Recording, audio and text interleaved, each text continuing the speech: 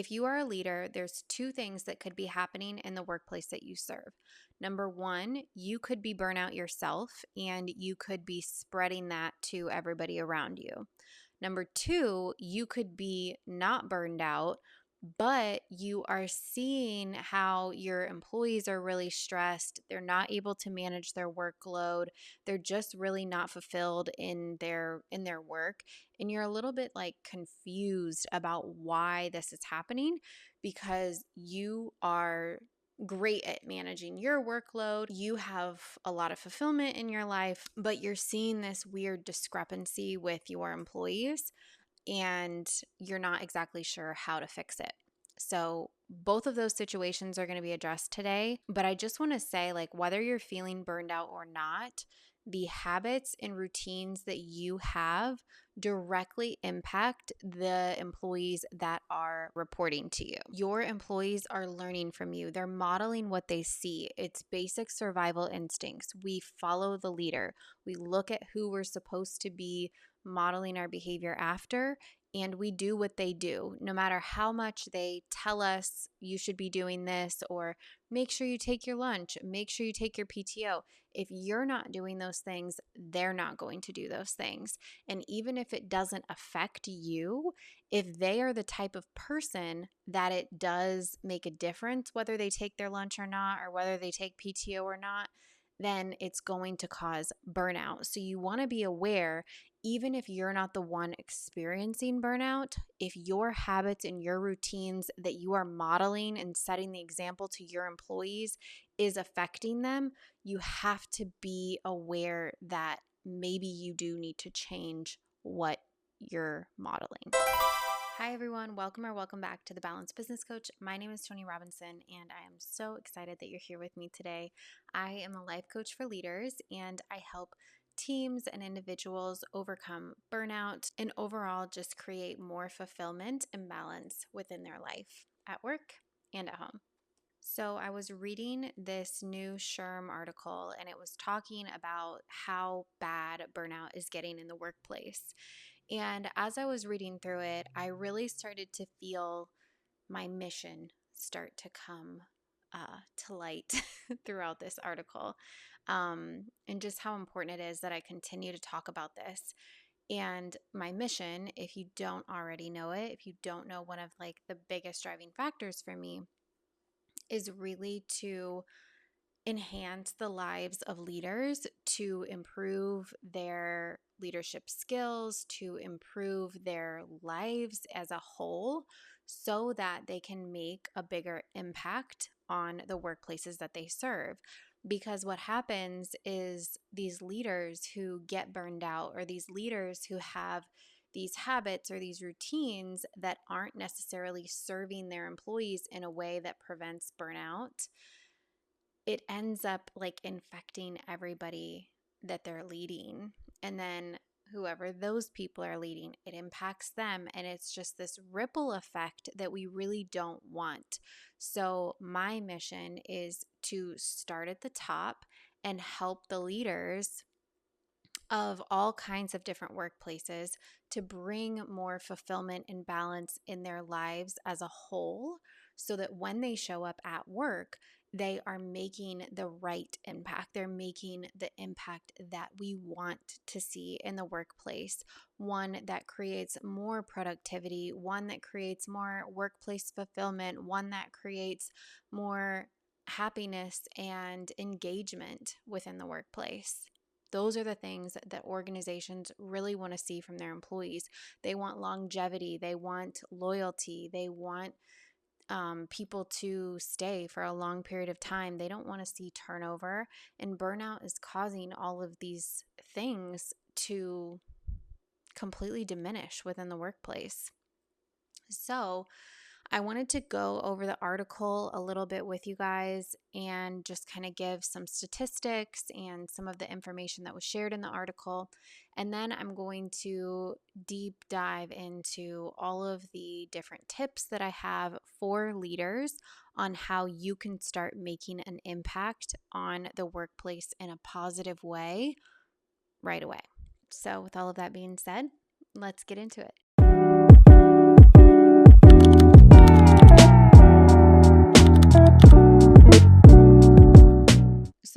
starts talking about Caitlin House, who is an HR business partner at Reward Gateway.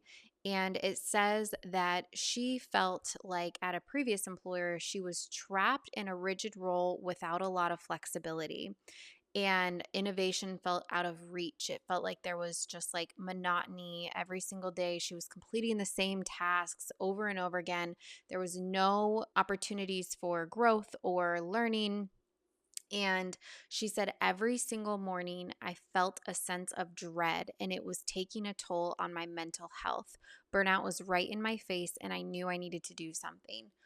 I like felt her words so deeply in my soul when she said that she's felt a sense of dread every morning. That is how you know whether your employees are experiencing burnout or are in a workplace that is really not serving them. Because if your employees are dreading going to work the next day, every single night, they're not resting. They're not able to actually like enjoy their life because they're so worried about what's going to happen tomorrow. They're in that place of just dreading showing up to work, wasting another day of their life. Like that was something I deeply felt when I was burned out. I'm like, I am wasting my life every single moment that I am in this workplace. And if your employees are feeling like that, number one, imagine how their like quality of life is outside of work. But number two, imagine how poor their quality of work is. Imagine how unproductive they are while they're at work because their mindset is just not there. They're completely demotivated. They have no incentive to like keep pushing and keep going, and they hate every moment of it. So imagine the quality of work that they're producing. You want employees like that working for you? Like, it doesn't matter how many hours they're staying to work on a project or how much, blood, sweat, and tears that they're putting into stuff. If they were truly fulfilled and happy, rested, and mentally well, you would be amazed at the actual work that they are capable of producing. Another part of the study said that 51% of people surveyed within this article or within the study that the article was referencing feel used up at the end of the workday. So again, back to what I was just saying is imagine all of your employees are feeling used up at the end of the workday. Their quality of life after work is trash, not good. Like they're not thriving over there. And you may not think that your employee's personal life is any of your business, and the details probably aren't any of your business, but their quality of life and well-being should absolutely be a concern of yours, because if their quality of life and their well-being is poor, it directly impacts how happy, productive, innovative they are able to be at work. And another part of the article, Darun Jalil, a senior researcher at SHRM, also said if you consider how many workers are feeling burned out and the direct and indirect effects that burnout has on an organization, it should really raise a red flag to organizational leaders. And I'm just like, yes, Darun, I feel you. That's exactly why I'm doing what I'm doing right now, because it needs to raise a red flag to the organizations. Leaders and like organizations as a whole need to be like taking serious action when it comes to burnout, because so many organizations and leaders think that it's just the employee's responsibility to like fix their mental health stuff. But when it's burnout, which according to the World Health Organization is an occupational phenomenon, there's no reason why the organization, the company, the leaders within that company shouldn't have a responsibility to make sure that the employees are being taken care of, that their mental well-being is okay. Employees should be focusing on like their well-being outside of work, and they should be doing things that make them happy, that fulfill them in life, so that when they show up to work, they are that version of themselves. But when their job is causing their mental health problems, is causing them to feel unfulfilled, is causing them stress, there's nothing they can do about that. The only person or people who have control over what happens to an employee's job, their workload, their capacity, the fulfillment that they have within their role is the organization. So when it comes to job performance, absenteeism, decreased job satisfaction, long-term health problems, anxiety, depression, if all of that is stemming from your employees not being able to leave work by 5 o'clock, or having to constantly be on call, or consistently dealing with a toxic work environment, that is not something that they can control if that is what is being required of them by the organization. So don't be surprised that when the job market starts to shift, that you see employees leaving dozen by dozen, because eventually it's going to get to the point, and it already is to the point, where employees are actively seeking work. Workers who are burned out are 3 times more likely to be actively searching for another job. So 45%, by the way, of burnout workers are actively searching for another job. So not only are they like totally at capacity at their job, and they are like completely unfulfilled in their life because of how things are going at work, and probably vice versa, but they are so stressed out, yet they are still making time for the very stressful and time-consuming process of actively searching for jobs, because they are just like, get me out of here.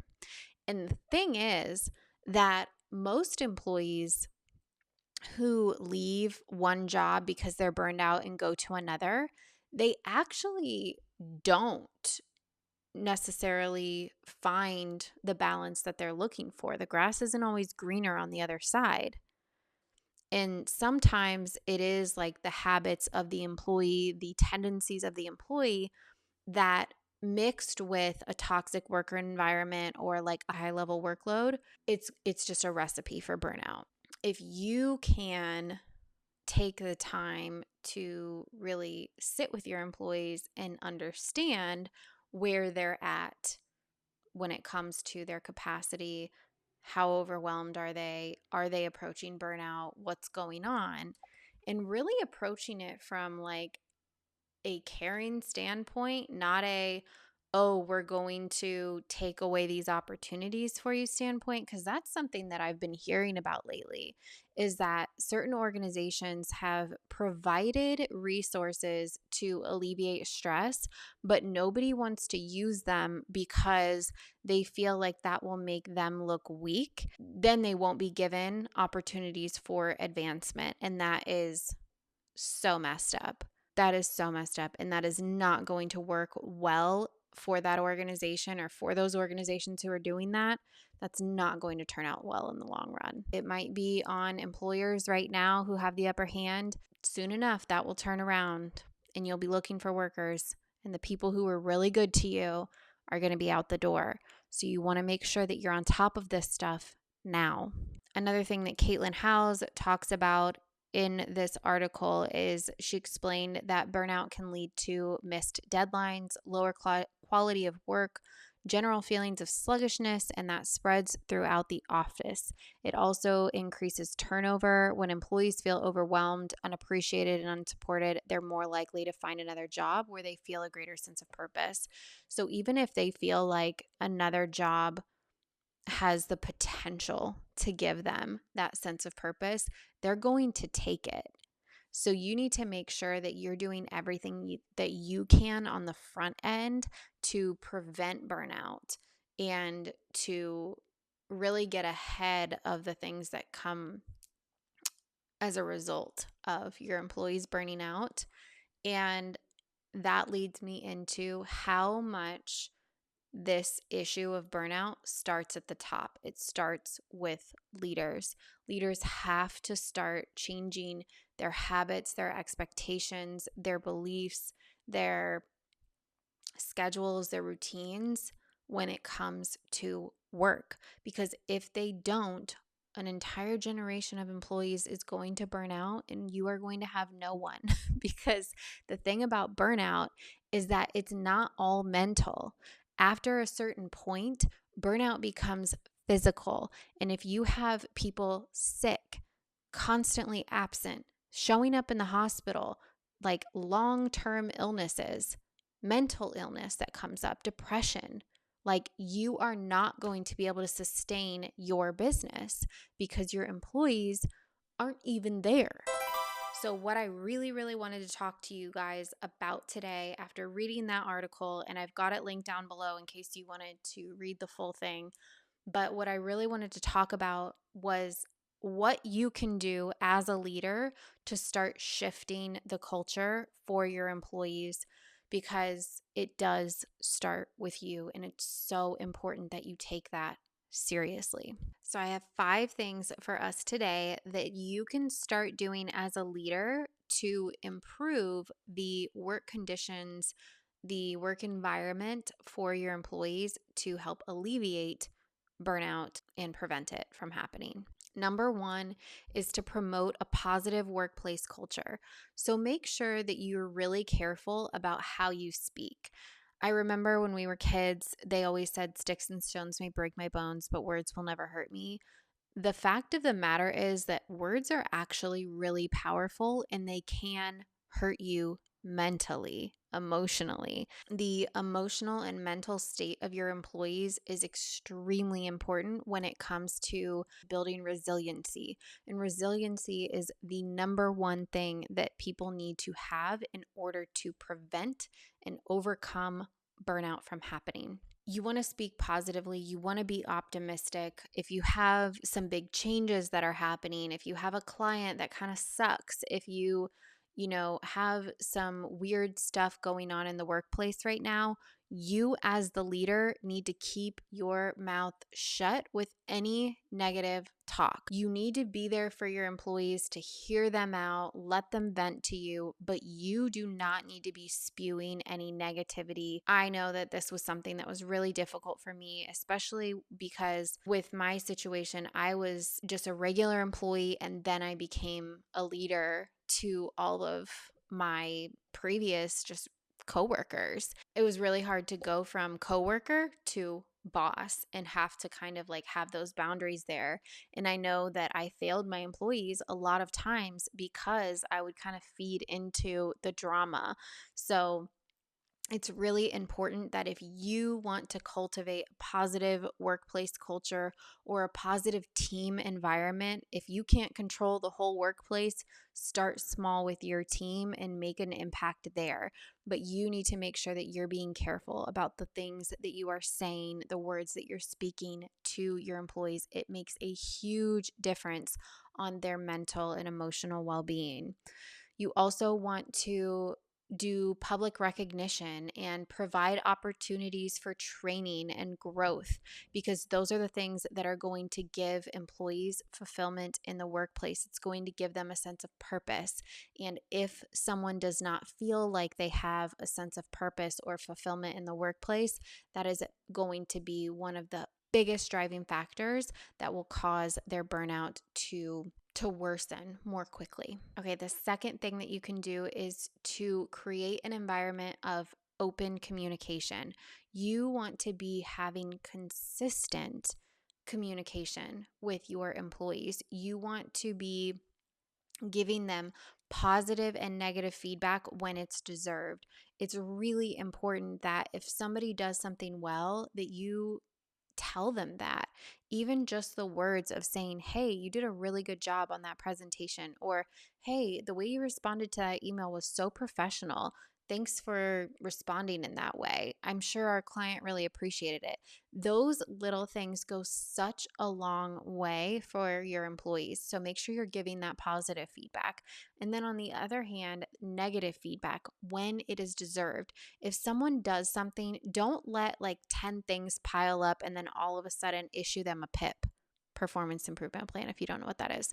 That's not fair. You need to be giving employees negative feedback and coaching them along the way. Otherwise, you're just setting them up for failure. You are building resentment. Like if you think about a relationship at home with your partner, if you don't tell them what's bothering you, over weeks and weeks and weeks, eventually you're going to blow up or something bad is going to happen. And it's going to be way worse than if you would have been coaching them along the way. You also want to have some way to collect feedback from employees. So sometimes this is surveys. I know that a lot of employees are a little bit hesitant to complete surveys. They don't really believe that they're anonymous. So I'm not sure how well those are really working anymore, or if they're actually giving organizations the data that they need from employees. So you could try giving surveys, but the biggest thing here is that you want to build trust with your employees. So even better than collecting surveys is sitting down with your employees on a regular basis.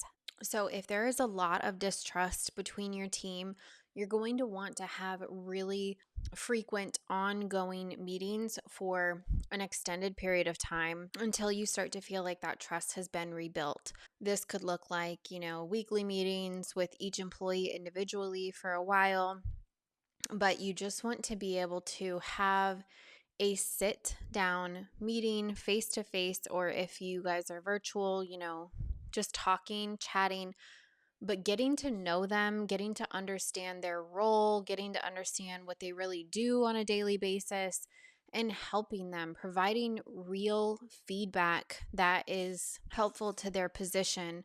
You want to create a connection with them, find out what similar interests you guys have, and start to build those bonds.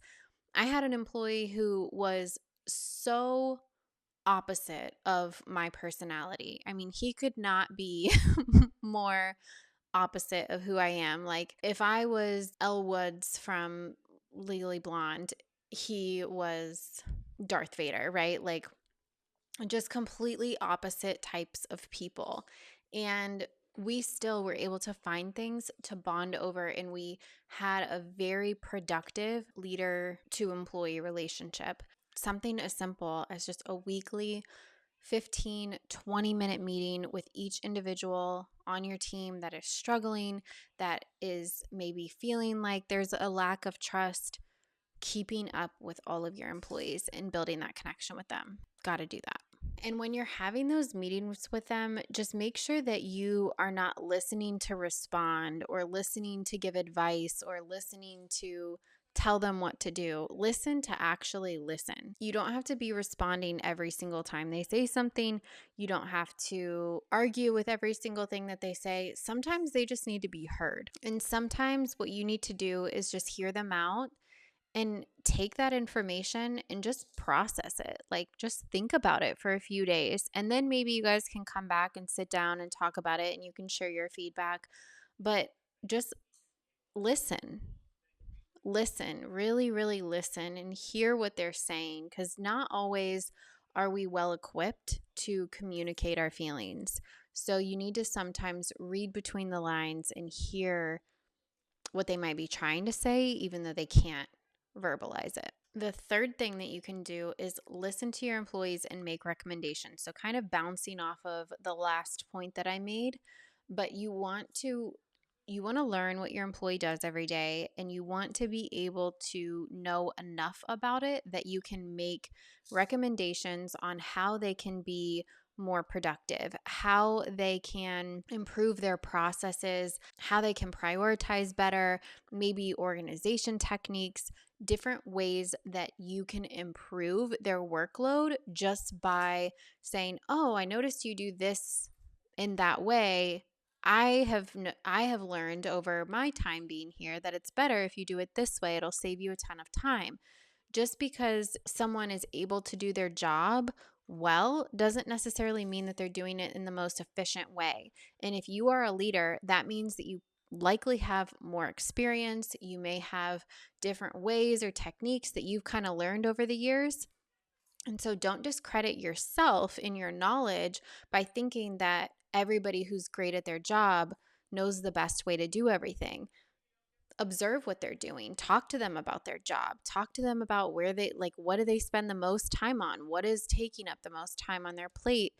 And what do they hate doing the most? And see if you can recommend different ways for them to do those things. So, some of the things that you're recommending are going to be processes, techniques, maybe even automation tools. But other things that you could be recommending to them are like nervous system regulation tools. Maybe you see that they get really frustrated or really upset after certain conversations with clients, or maybe certain emails really piss them off. And you're like, hey, look, let's, take a breather here. Here's how you can deal with these situations in a better way. Or maybe you realize that this person really struggles with procrastination and you want to teach them different techniques of how they can overcome that procrastination habit. Those are other things that you could recommend to them. I actually have a really amazing nervous system regulation tool that's available right now. If you want to get it for your team, I will give a group discount for that. Just send me a DM or an email. All of my contact information for that is below. But if you want to get that for yourself, the link to purchase is also below. It basically allows you to select how you're feeling. You're able to say, I'm feeling angry, I'm feeling sad, I'm feeling frustrated, I'm feeling anxious. And then it will give you several different options of different nervous system regulation tools that you can use, such as affirmations, meditation, EFT, and tapping. There are so many great options in that little toolbox that I've put together, and it is actually on sale until the end of today, which is Memorial Day. So make sure you grab that while the sale's still going on. The next way that you can improve the work environment is enforcing your policies and setting the example. So if you have a PTO policy, like, use it. Take your PTO, go on vacation, set the example that it's okay to take time off. Because even if you are like, I'm not really the type of person who needs to take time off, who wants to take time off, like, I love what I do, I'm good here. If you never take time off, your employees are going to feel like they can't take time off. So don't just tell them, make sure that you're actually setting the example as well. Take your lunch. If your employees don't see you taking your lunch or feel like you don't ever take breaks, they're not going to feel like they are empowered to take breaks either. So make sure that you are saying, hey, did you take your lunch break today? In some states it's required, but if you are in a state where it's not required, make sure that you are setting that example to your employees to actually take a break. You could also talk about different hobbies that you have outside of work, encouraging them to talk about their hobbies. The more that you kind of show them the example of, hey, it's okay to have a life outside of work, the more they will feel empowered to have that as well. And it may sound silly that you have to empower employees to do that, but when you have, especially like younger, fresh out of college employees who are really trying to like work their way up the ladder, they can feel like, I have to sacrifice everything. I have to put my life completely on hold until I get to this certain level within this company. So just make sure that you're still encouraging them to live their life outside of work. And then one of the things that I recommend to all of the companies that I work with is to have an out of office procedure. This is something that alleviates so much stress and anxiety for employees, because what an out of office procedure does is it says when this position goes out of office, this is who takes care of their emails. This is who monitors their voicemail. This is who takes care of XYZ tasks that they do. It basically has you could do it for every single individual if you have a smaller organization, or you could do it for position if you have a larger organization where multiple people do the same job. So what the out of office procedure does is it allows your employee to take their time off stress-free, because they know that they are not coming back to additional work. They know that time that they're taking off is not going to require them to work double time when they get back to the office. It is so important that you not only allow your employees to take time off, but that you support them in doing that by giving them something like an out of office procedure so that they can live their life, take their time, and not have to come back to a nightmare workload. The last thing that you can do to really help alleviate burnout within your organization, within your team, for yourself is to get yourself a coach. So if you are struggling with how do I even start to implement these things? I don't even know how I would make time to have meetings with employees. I don't even know what to say to them because I'm stressed out. So I don't know how to be a support system for them. Like, that is the whole entire reason why I do what I do. Because I know that how can you make an impact? How can you alleviate their workload when yours is so heavy that you can't even make time to meet with them, to understand what they're going through, to hear about their day-to-day work struggles and things like that. So the best thing that you can do for yourself if you are in a situation like that is to get yourself a coach. What I do is I work with leaders one-on-one to address the root cause of their burnout. We would talk about all of the things that are going on in your life as a whole, whether it's finances, relationship stuff, health. We look at the whole of your life. We look at what's going on at work. We find these areas that really need improvement, and we start to create more balance in each of those areas. I teach you the tools on how to regulate your nervous system. I do organizational audits with you. So, just like I was telling you to do with your employees, ways to create better processes, ways to make things more efficient, ways to automate things. We would go through all of that together. We talk about your actual workload. But more than anything, we really start to get to the root of where your burnout is coming from. Is it coming from a toxic workplace? Is it coming from people pleasing or savior complex? Is it coming from trauma or things that have happened in your life, grief, things like that? Is it coming from dissatisfaction in your career? There are so many reasons why you could be experiencing burnout. Many of them can, pair up together and create this huge monster of a, recipe for disaster and burnout. So we really want to get to the root cause of that and start to overcome. Maybe it's beliefs, maybe it's habits that you have, and start to reprogram your brain, start to change those habits, make little shifts over the period of time that we work together so that you can truly come out of that a more fulfilled leader, a more fulfilled human, so that when you go into the workplace, you are making a difference in a positive way on everybody that you serve, and you're able to operate from a more balanced and clear place, and then you're able to serve them so much more fully. That is all I have for us today. Hopefully, this gave you some insight. If you are struggling with burnout, I totally get it. I hate that you're going through that, but you are not alone and you don't have to keep struggling alone. All of my contact information is below. You can book a free 45-minute session with me, no obligation to buy anything, just 45 minutes where we can kind of talk and see what's going on, and then whether you would want to continue working with me would be an option for you as well. If you have any questions, drop them in the comments below. Don't forget to like and subscribe if this was helpful for you, and hit the notification bell so that you can get notified every Monday when I drop new videos. Thank you so much for being here. I appreciate it so much as always. And until next time, take care.